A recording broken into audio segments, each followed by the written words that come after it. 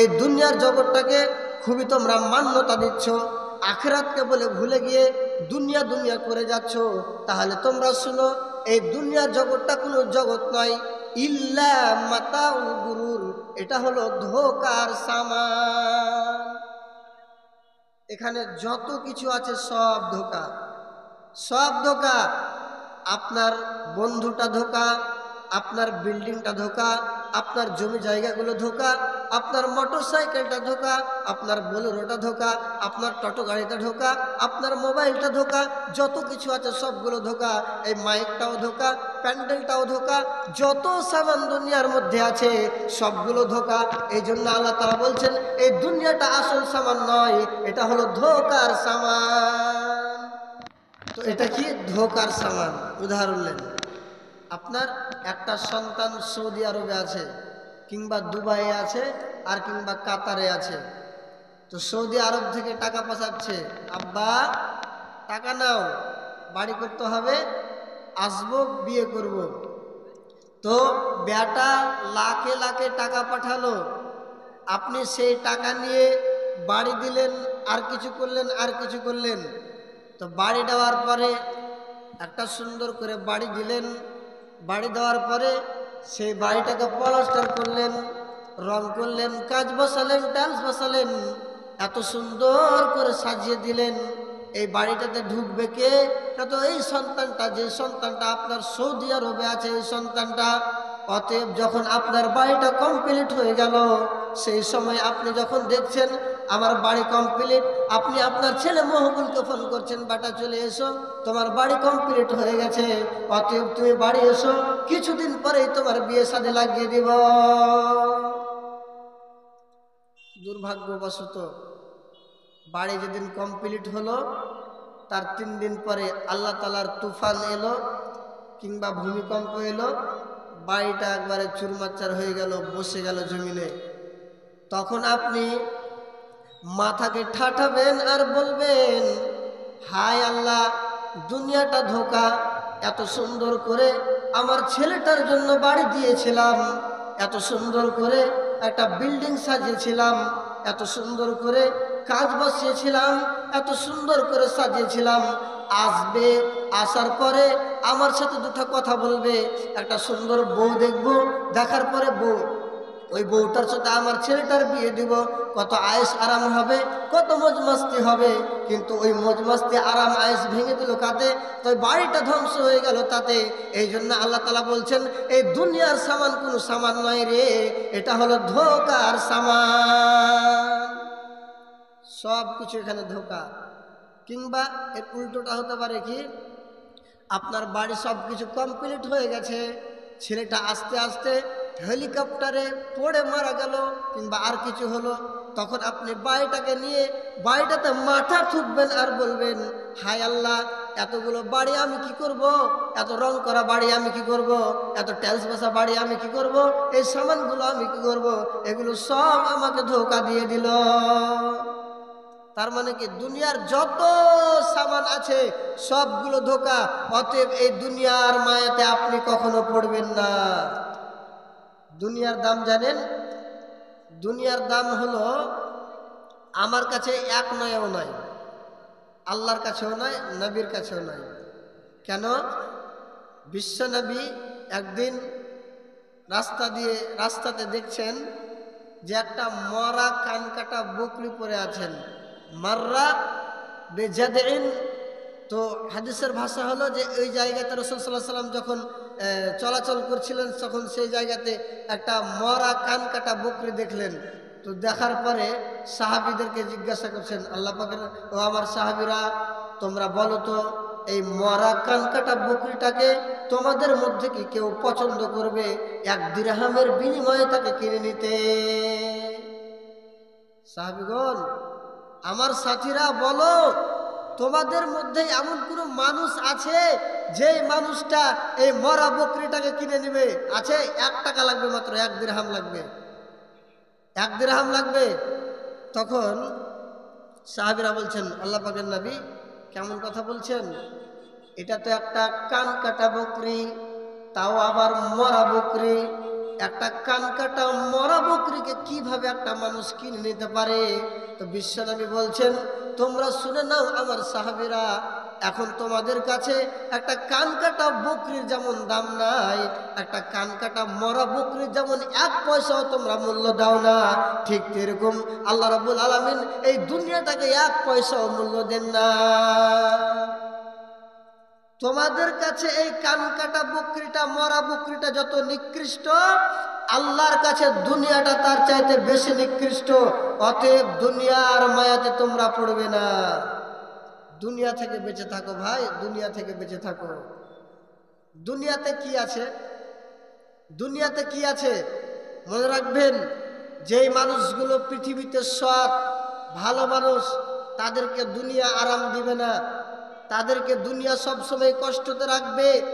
এবং যেই মানুষগুলো পৃথিবীতে ন্যাংটার বাচ্চা ন্যাংটা, যেই মানুষগুলো পৃথিবীতে শয়তানি করে বেড়ায়, যেই মানুষগুলো পৃথিবীতে গুনার কাজ করে বেড়ায়, যেই মানুষগুলো পৃথিবীতে আল্লাহকে ডাকে না, আল্লাহর বিরোধী চলে, সেই মানুষগুলোকে পৃথিবীতে আল্লাহ তাআলা বেশি শান্তিতে রাখে। হাদিস কি বলছে? আর দুনিয়া সিজনুল মুমিন ওয়া জান্নাতুল কাফির। দুনিয়া হলো মুমিনদের জন্য জেলখানা এবং কাফেরদের জন্য হলো জান্নাত। দুনিয়াটা মুমিনদের জন্য জেলখানা আর কাফেরদের জন্য হলো জান্নাত। আপনি কিছুদিন আগে দেখলেন আমার দুনিয়াতে একজন বড় আলেম, তিনার নাম হলো দিলওয়ার হোসেন সাইদি, তিনার জীবনটা চলে গেল জেলখানাতে। অবশ্যই তিনি একজন ভালো মানুষ ছিলেন, তো তিনি জেলখানা থেকে থেকে থেকে থেকে মারা গেলেন, তিনার জীবনটা চলে গেল জেলখানাতে।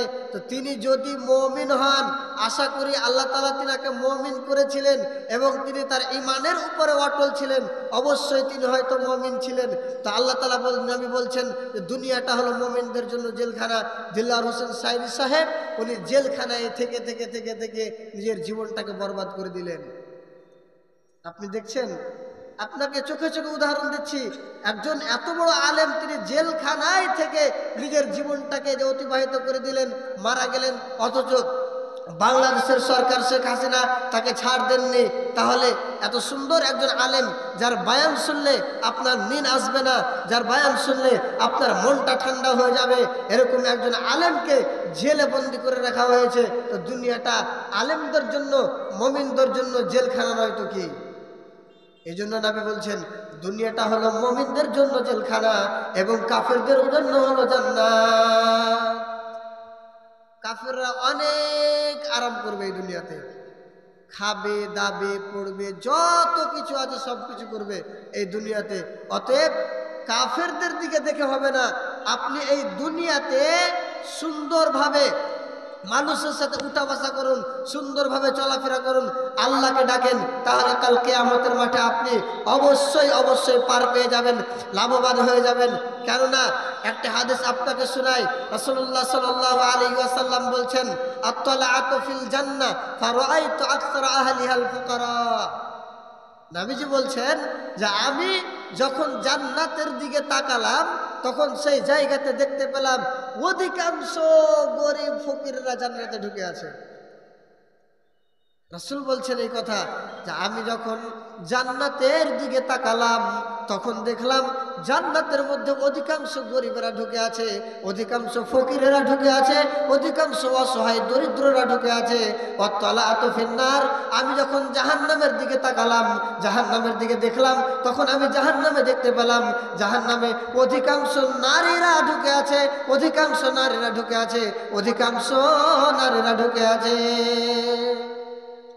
তাহলে কি বুঝতে পারলেন? আপনাকে আল্লাহ তাআলা দুনিয়াতে ফকির করেছেন, দুনিয়াতে গরিব করেছেন, দুনিয়াতে অসহায় করেছেন। এর মানে এই নয় যে আল্লাহ তাআলা কাল কিয়ামতের মাঠে আপনাকে অপমান করবেন। অবশ্যই অবশ্যই আল্লাহ তাআলা কাল কিয়ামতের মাঠে আপনার মতো একটা গরিব মানুষকে, আপনার মতো একটা অসহায় মানুষকে কাল কিয়ামতের মাঠে সবচাইতে আগে আপনাকে 100 বছর আগে জান্নাতে দিবেন। কার? যেই লোকটা ধনী। অতএব একটা ধনী মানুষকে দেখে আপনার পৃথিবীতে হিংসা করে কি লাভ? হিংসা করতে নেই। আল্লাহ তাআলা আপনাকে দুনিয়াতে যা মাল দিয়েছেন, দুনিয়াতে যা টাকা পয়সা ধন দৌলত দিয়েছেন, তা নিয়ে আপনি সন্তুষ্ট থাকুন, সেই নিয়ে আপনি দুনিয়াটাতে বসবাস করুন, অবশ্যই অবশ্যই আপনি লাভবান হবেন, আপনি লাভবান হবেন। এরপরে আসেন আল্লাহ তাআলার নবী বলছেন ফাত্তাকুদ দুনিয়া ওয়াত্তাকুন নিসা, তোমরা দুনিয়া থেকে বেঁচে থাকো এবং মহিলা থেকে বেঁচে থাকো। তো আমি ভাবলাম যে দুনিয়া থেকে কেন বেঁচে থাকবো, যে দুনিয়াটা হলো মানুষদের জন্য একটা নিকৃষ্ট জায়গা। আর এই দুনিয়ার জীবনটা মানুষদের একটা পরীক্ষার জীবন, যেই জায়গাতে মানুষরা এসেছে পরীক্ষা দিতে। আর এই পরীক্ষাতে যদি এরা পাস করে যায়, আখিরাতের এদের জন্য সফল রয়েছে, আখিরাতে এদের জন্য জান্নাত রয়েছে। অতএব দুনিয়া তোমার আমার জন্য সকলের জন্য পরীক্ষার জায়গা। দুনিয়ার মায়ায়, দুনিয়ার মহব্বতে আমাকে আপনাকে পড়ে গেলে হবে না, আমাকে দুনিয়া থেকে বেঁচে থাকতে হবে। এরপরে রাসূল বলছেন ওয়াত্তাকুন নিসা, তোমরা মহিলা থেকে বেঁচে থাকো। মহিলা খুবই একটা জঘন্য জিনিস। যদি আমি বলি তাহলে জঘন্য বললে খারাপ লাগবে, যেহেতু আমার মা আমার বোন, কিন্তু মহিলা খুব একটা মারাত্মক জিনিস। এই মহিলা খুব একটা মারাত্মক জিনিস। আচ্ছা বলুন তো, বিশ্বনবী তো বলতে পারতেন যে ফাত্তাকুদ দুনিয়া, দুনিয়া থেকে বেঁচে থাকো। তো দুনিয়াতে তো মহিলা আর আছে, মহিলাদের আরাম আয়েশ আছে, মহিলাদের ভালোবাসা আছে, তো দুনিয়াতে তো আছে। তিনি এক্সট্রা ভাবে আলাদা করে কেন বললেন ওয়াত্তাকুন নিসা? তার মানে কি দুনিয়াটা যত খাতারনাক, মহিলাটাও তত খাতারনাক। অতএব দুনিয়া থেকে আলাদা বেঁচে থাকো এবং এই মহিলা থেকে আলাদা বেঁচে থাকো, কারণ মহিলাতে তোমার জীবনকে ধ্বংস করে দেবে। এই জন্য হযরত জুবাইর তিনি তার সন্তানকে এটাকে বলছেন, ও বাপজান আমার, ও ছেলে আমার, তুমি কথাটা জেনে রাখো, তুমি যদি একটা বাঘের পিছনে পিছনে হাঁটো এতে কোনো দোষ নাই, তুমি যদি একটা খুনখার কুকুরের পিছনে পিছনে হাঁটো এতে কোনো দোষ নাই, এটা তোমার কোনো লস হবে না। কিন্তু তুমি যদি একটা মহিলার পিছনে পিছনে হাঁটো তাহলে এটা তোমার লস হয়ে যাবে, এটা তোমার জীবন বরবাদ হয়ে যাবে। কেন কেন কেন? তিনি বলছেন একটা বাঘ যদি তোমাকে আক্রমণ করে দেয় তাহলে তুমি দুনিয়া থেকে চলে যাবে, আখিরাতে তুমি কি হবে? এত শহীদের দরজা পাবে। একটা খুনখার কুকুর যদি তোমাকে আক্রমণ করে দেয়, তোমাকে কামড়িয়ে নেয়, তাহলে তুমি দুনিয়া থেকে চলে যাবে, আখিরাতে তুমি শহীদের দরজা পাবে। কিন্তু একটা মেয়ে ছেলেতে যদি তোমাকে কামড় দিয়ে দেয়, একটা মেয়ে ছেলেতে যদি তোমাকে ছবল দিয়ে দেয়, তাহলে তোমার দুনিয়াও বরবাদ হবে, তোমার আখিরাতও বরবাদ হবে। এই জন্য তিনি বলছেন, ও সন্তান আমার, খবরদার, হরগিজ হরগিজ কোনোদিন মেয়ে ছেলের পাল্লায় পড়বে না, কখনো নয়। এ তোমার জীবনকে ধ্বংস করবে, এ তোমাকে ধ্বংস করবে, তোমার আমল ইবাদতকে ধ্বংস করবে। কতগুলো মানুষ শুধু মেয়ে মেয়ে আর নারীদের পাল্লায় পড়ে নিজের জীবনটাকে বরবাদ করে দেয়, নারীদের পাল্লায় পড়ে নিজের জীবনটাকে বরবাদ করে দেয়। আল্লাহ এদেরকে বাঁচাও, এদেরকে হেদায়াত দান করো। আল্লাহ যারা নারীদের পিছনে পিছনে, নারীদের পাল্লায় পড়ে নিজের জীবনটাকে, নিজের মূল্যবান সময়গুলোকে অতিবাহিত করে দেয়, তাদেরকে তুমি বাঁচাও। আজকে আমার মা বোনেরা, আজকে আমার খালারা, আমার আম্মা জানেরা সমাজে এত লাঞ্ছিত, তাদেরকে পুরুষেরা অনেকগুলো যে লুচ্চা পুরুষগুলো রয়েছে তারা ব্যবহার করে তাদেরকে ফেলে দেয়। আজকে এত নির্যাতিত, তাদের সমাজে তাদের উপরে খুবই নির্যাতিত, তাদের উপরে খুবই লাঞ্ছিত, ঘৃণিত, অপমান তাদেরকে করা হচ্ছে। তো কেন করা হচ্ছে? তাদের আজকে ঈমানটা পরিবর্তন হয়ে গেছে, তাদের জীবনটাকে তারা পরিবর্তন করেছে, তাদের আমলটাকে তারা ভালোভাবে টিকাতে চাচ্ছে না, তারা নিজের আমলটাকে ভালোভাবে কন্ট্রোল করতে পারছে না। এই জন্য তাদের ঈমান, তাদের কি বলে, আজকে অবস্থাটা এরকম, তাদের উপরে এত ঘৃণিত, এত লাঞ্ছিত, তাদেরকে অপমান করা হচ্ছে। আল্লাহ তুমি এই আমার মা বোনকে, তুমি আমার খালাদেরকে, আম্মাজানদেরকে তুমি মাফ করো, তাদেরকে বাঁচাও। তুমি বাঁচালে তারা বাঁচবে না, তো বাঁচবে না। মা বোনদের সম্পর্কে বিশ্বনবী একটু আগে বললেন, আমি জাহান্নামের দিকে যখন তাকালাম তখন জাহান্নামে দেখতে পেলাম অধিকাংশ নারীরা জাহান্নামে ঢুকে আছে, অধিকাংশ নারীরা জাহান্নামে ঢুকে আছে, অধিকাংশ নারীরা জাহান্নামে ঢুকে আছে। নারীদের ওয়াজ শেষ হয়ে গেছে, সভা প্রোগ্রাম খতম হয়ে গেছে। তো একটা নারীকে কন্ট্রোল করতে পারে কে? না তো একটা পুরুষ। আমি এই কথাগুলো বলতে এই জন্য বাধ্য হচ্ছি যে আপনার জন্য, আমার জন্য আজকে একটা মেয়ে ছেলে, আজকে একটা আমার বোন খারাপ পথে নেমে আছে, আজকে একটা মেয়ে ছেলেকে, একটা বোনকে সাবধান করবে একটা পুরুষ। অতএব একটা মেয়ে ছেলেকে, একটা বোনকে একটা পুরুষে কন্ট্রোল করতে পারে না। এটা আমরা কিসের পরিচয় দিচ্ছি? এত সোজা সোজা যদি আমি ভাটিয়া ভাষায় বলি তাহলে এটা হলো হিজড়ার পরিচয়। আল্লাহ তাআলা আমাদেরকে মাফ দেন, তিনি আমাদেরকে মাফ করুন, তিনি আমাদেরকে হেদায়াত দান করুন। আজকে আমরা নারীদেরকে জাহান্নামের দিকে ঠেলে দিচ্ছি, অথচ নারীদের ব্যাপারে রাসূল যে কথা বলেছেন পুরুষদের ব্যাপারে বলেননি। নারীদের ব্যাপারে কি বলছেন? তিনি বলছেন কোনো নারী যদি 5 ওয়াক্তের ভালোভাবে ধারাবাহিকভাবে সালাত আদায় করে, কোনো নারী যদি রমজান মাসের সিয়াম পালন করে, কোনো নারী যদি তার স্বামীর খিদমত করে, কোনো নারী যদি তার ইজ্জতের হেফাজত করে, তাহলে এই নারীটার জন্য জান্নাত রয়েছে।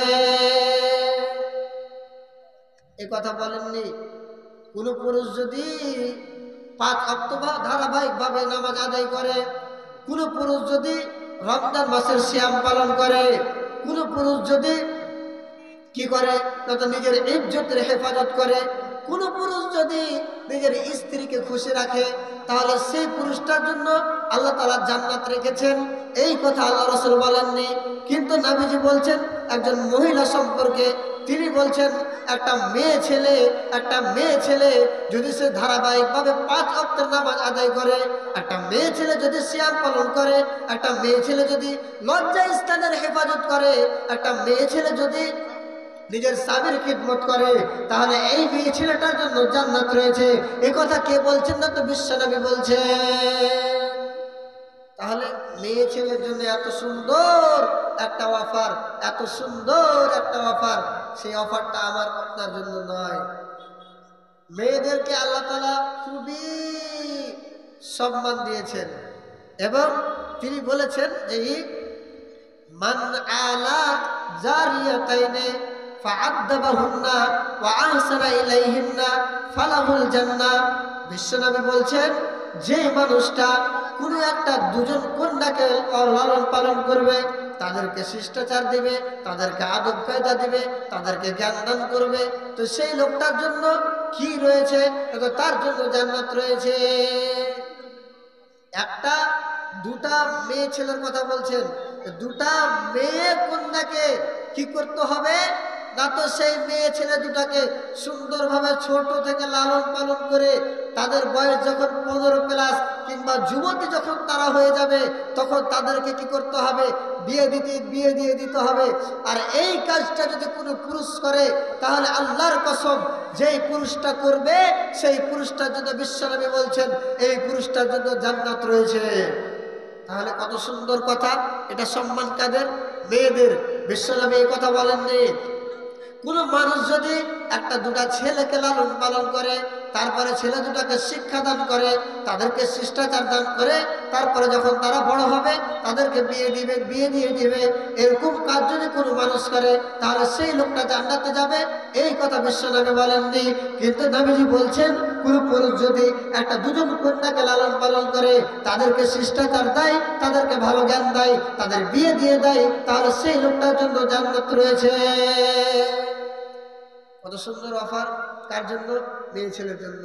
অতএব আল্লাহ রসুল যত মেয়েদেরকে সম্মান দিয়েছেন, আর ইসলাম যত মেয়েদেরকে সম্মান দিয়েছেন, কোরআন যত মেয়েদেরকে সম্মান দিয়েছেন, তত সম্মান আর অন্য কোনো ধর্মে দেওয়া হয়নি। কি বলবো আপনাকে? মেয়েদের অসম্মান যত করা হতো জাহেলিয়াতের যুগে, তাহলে আপনাকে যদি একটা একটা করে বলি তাহলে অনেক সময় লাগবে, কিন্তু আমি আর ওইদিকে যাচ্ছি না, আমার সময় আর বেশি নাই। তো কি বলছিলাম? মেয়েদেরকে আল্লাহ তাআলা খুবই সম্মান দিয়েছেন, মেয়েদেরকে নবীজি স্বয়ং সম্মান দিয়েছেন। মেয়েদেরকে সম্মান করবেন, কখনো দুজন মেয়ে আসলে আপনি সেটাকে কুলক্ষণ ভাববেন না, বরং সেটাকে সুলক্ষণ ভাববেন, এবং আপনি মনে মনে ভাববেন না যে আমার বাড়িতে দুটা মেয়ে এলো তো কি আমার বাড়ির সবকিছু টান হয়ে যাবে, আমাকে বিয়ে দিয়ে দিতে হবে, এটা কখনো ভাববেন না। কি বললাম? দুজন মেয়েকে যদি আপনি ভালোভাবে লালন পালন করে ভালো শিষ্টাচার দিয়ে তাদের বড় হয়ে যদি বিয়ে দিয়ে দিতে পারেন, তাহলে নবী সাহেব বলছেন ফালাহুল জান্নাহ, তার জন্য জান্নাত রয়েছে। তাহলে কি বুঝলেন এখান থেকে? কি বুঝলেন এখান থেকে? আপনাকে মেয়ে সন্তান আসলে কখনো হতভম্ব হতে হবে না, কখনো নিরাশ হয়ে যেতে হবে না। আপনি এটাকে সবসময় সুলক্ষণ ভাববেন, এটাকে সবসময় ভাববেন যে আমার বাড়িতে আল্লাহ তাআলা বরকতের কুঠি এনে দিলেন। এই জিনিসটা আপনি ভাববেন। যেটা বলছিলাম যে মেয়েদেরকে আল্লাহ তাআলা সম্মান দিয়েছেন, কিন্তু আজকে আমরা মেয়েদেরকে এত অসম্মান করি। আজকে কি বলবো, কি বলবো দুঃখের কথা, কি বলবো সমাজের কথা। আজকের মানুষরা কি করে, তো আমি বেশি বলবো না, বেশি বললে আমি ঘুরিয়ে দেবো, আমাকে শুধরে দিও। আর আজকের সমাজেরা যখন একটা মেয়ে ছেলে বিয়ে দিতে যায়, তখন এই বাপটা কি করে, তো বহু ঝামেলায় পড়ে যায়। এই টেনশন কেন আসে? যখন বাড়িতে একটা কন্যা সন্তান এলো, আজকের সমাজে এই টেনশন কেন বেড়ে যায়? মাথাটা কেন টকবক করতে লাগে?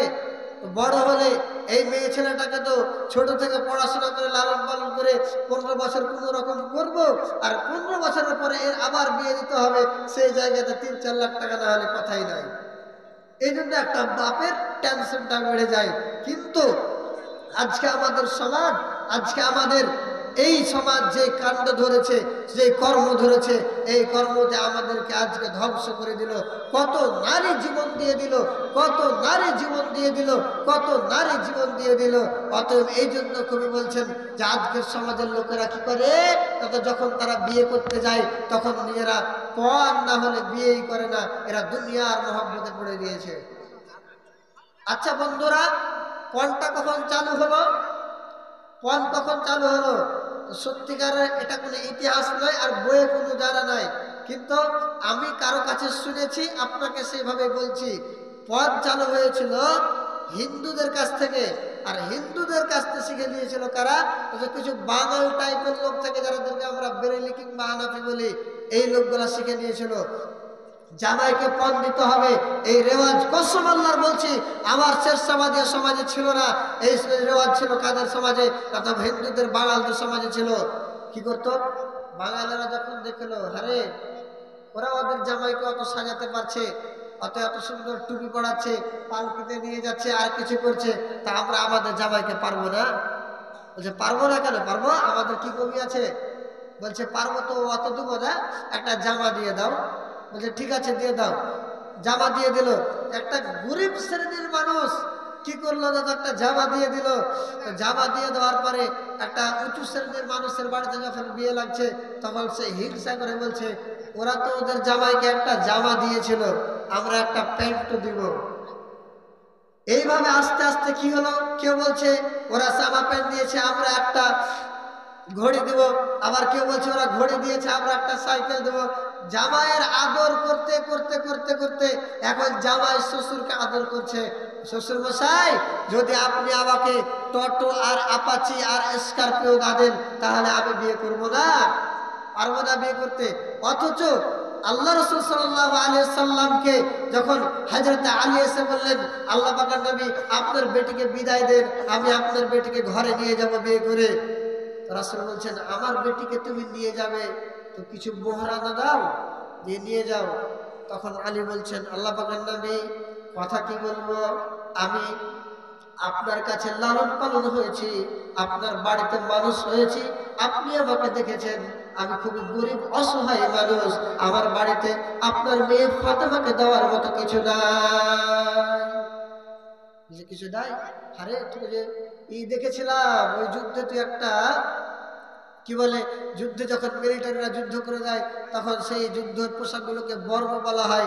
তো আল্লাহ রাসূল বলছেন যে তোকে তো একটা দেখেছিলাম বর্ম তোর কাছে, তো সেই বর্মটা দিয়ে দে। বলছে হ্যাঁ আছে আছে। তখন আল্লাহ রাসূল সাল্লাল্লাহু আলাইহি সাল্লাম হযরত আলীকে যখন বললেন যে বর্মটা দিয়ে দাও, তখন ওই হযরত আলী সেই জিনিসটাকে দিয়ে দিয়ে ফাতেমাকে বিয়ে করলেন। কই, হযরত আলী তো বললেন না, আল্লাহ পাকের নবী আপনি আমাকে একটা জামাও দেননি, আপনি আমাকে একটা প্যান্টও দেননি, আপনি আমাকে একটা ঘড়িও দেননি, তাহলে আপনি আপনার মেয়ে ফাতেমার জন্য কি হিসাবে আমার কাছে মোহর চাইছেন, আর কি হিসাবে আমার কাছে টাকা চাইছেন? এই কথা হযরত আলী বলেননি, অথচ আজকের সমাজ উল্টে গেল। এই জন্য কবি বলছেন কি, আদেশ করিলেন আল্লাহ পবিত্র কোরআনে, আর বিবাহ করিতে যত আদম সন্তানের। কোরআনে আদেশ আল্লাহ যদি না করিত, আদমের বংশ সব ধ্বংস হয়ে যেত। কিন্তু হাই বর্তমানে হতেছে এমন, বেটার বিয়েতে বেটার বাপ নিচ্ছে কত পণ। কেহ সোনা দানা নিচ্ছে, কেহ সোনা দানা নিচ্ছে, কেহ টাকা কড়ি জমি জামা নিচ্ছে, কেহ নিচ্ছে বাড়ি। আবার কত বাপজি বলে নেব না গোপন, বেটি জামাই সাজে দাও বিহাই আপন। আরো কত বেটার বাপকে বলতে আমি শুনি, হারাম টাকা নেব না কোথাও কিছু জমি। টাকার বেলায় সাধু সাজে, জমির বেলায় চোর। বর্তমানে বেটার বাপ এমনি হারাম কর।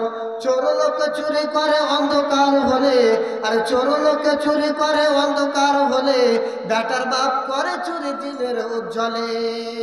হায়রে বেটার বাপ তুমি এমনি লোভী হলে, হায়রে বেটার বাপ তুমি এমনি লোভী হলে, পশুর মতো বিক্রি করো তোমার সোনার ছেলে। রসাকুয়ার হাটে শুনে বিক্রি হয় পাঠা, রসাকুয়ার হাটে শুনে বিক্রি হয় পাঠা, পাঠার মতো বিক্রি করো তোমার সোনার বেটা। তাই বলি ও গো যুবক হয়নি যাদের বিয়ে, তাই বলি ও গো যুবক হয়নি যাদের বিয়ে, শপথ করো করবো বিয়ে পণটা নাহি নিয়ে। দেখেছেন পাঠা বিক্রি হয়, সেই মতো একটা গার্জেন তার বেটাকে বিয়ে করতে বিক্রি করে দিচ্ছে কার কাছে, না তো মেয়ের বাবার কাছে। বিক্রি যখন হয়ে গেল, এই মেয়েটার কথা শুনে না কে, তাই মেয়েটা তার কথা শুনে না স্বামীর। কারণ যে তুমি আমার বাবার কাছে বিক্রি হয়ে আছো, কেন কথা শুনবো? কিছু বললে একবার টপাট্টা বার করে বাবার বাড়ি হেঁটে দিবে। আসবি তুই আবার আমাকে দেখতে, তুই আমাকে আনতে আসবি না, তোকে কিনে রেখেছি না। এই সমাজকে দেখে আজকে কত মানুষ, কত মহিলা গলায় দড়ি দিয়ে দিচ্ছে, মরে যাচ্ছে, আর কিছু হয়ে যাচ্ছে। অবশেষে আল্লাহর কাছে দোয়া করছি, হে রব্বে করিম, আপনি আমাদের সকলকে, আপনি আমাদের সকল মানুষকে দুনিয়ার মহব্বত থেকে বেঁচে থাকার তৌফিক প্রদান করুন। দুনিয়ার মায়া, দুনিয়ার অনুসরণে থেকে, দুনিয়াতে যেই কুকর্ম হচ্ছে সেই কুকর্মগুলো থেকে বেঁচে থাকার তৌফিক প্রদান করুন। আমিন। ওয়া আখিরু দাওয়ানা আলহামদুলিল্লাহি রাব্বিল আলামিন ওয়া মা আলাইনা ইল্লাল বালাগ। আসসালামু আলাইকুম ওয়া রাহমাতুল্লাহ।